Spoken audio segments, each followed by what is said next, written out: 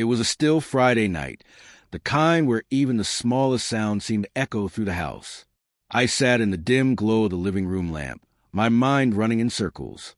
Just days earlier, I had uncovered something that shattered everything I thought I knew about my marriage. A text message on my wife's phone that she clearly believed would never reach my eyes. We had been together for 5 years. I thought we were solid, untouchable. But with one swipe, my world cracked. The name attached to the message meant nothing to me, but something deep inside warned me to look closer. Against my better judgment, I opened it.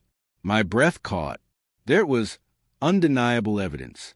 They were arranging a secret meeting, their words threaded with intimacy and excitement. I scrolled further, my chest tightening with every exchange. The connection between them was clear. Each line cut deeper, leaving me hollow. In the days that followed, I wore a mask of normalcy. I went to work, laughed at the right times, even kissed her goodnight. While inside, I burned. Every shared memory now carried the stain of betrayal. Every glance at her left me wondering how many lies sat hidden behind her smile. By Friday, I knew what I had to do. She told me she was going out with her friends, not to expect her home early. I nodded, keeping my expression steady, even managing a faint smile. She leaned down, kissed me goodbye, and I forced myself not to flinch. The moment the door closed, I moved. I prepared the living room deliberately. The lights lowered, her favorite wine on the table, the atmosphere calm but heavy. I didn't want shouting. I didn't want chaos. I wanted the silence to speak for me. Time dragged. Every tick of the clock was louder than the last, each minute stretching into an eternity. At midnight, I finally heard the crunch of tires on the driveway. My pulse spiked. The confrontation I had rehearsed endlessly in my head was about to begin. She stepped inside quietly, expecting the usual comfort of home.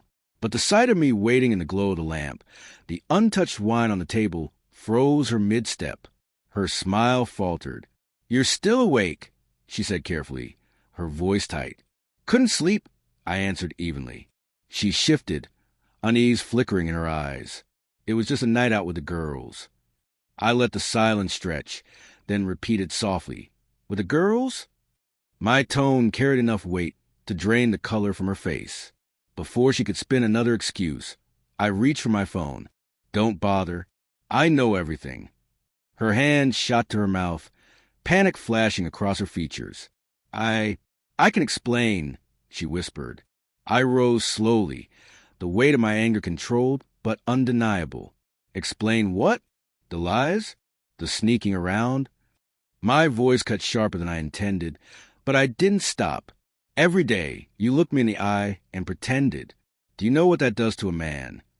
Tears streamed down her cheeks, but her words stumbled and fell apart before she could shape them. She reached out, trembling, but I stepped back. "I trusted you," I said, my voice breaking despite my resolve. "I gave you everything I had, and this is how you repay me." Her sobs filled the room, desperate and pleading, but I felt strangely steady now. The chaos inside me had burned itself out, leaving only clarity. "Pack your bags," I said quietly, firmly. "Be gone by tomorrow." The devastation on her face was etched in my memory as she turned and disappeared into the bedroom, crying. Alone again in the silent living room, I sank back into the couch. The hurt was still there, raw and undeniable, but beneath it, a different feeling stirred, relief. The truth, as painful as it was, had freed me, and for the first time in a long time, I realized I could finally breathe,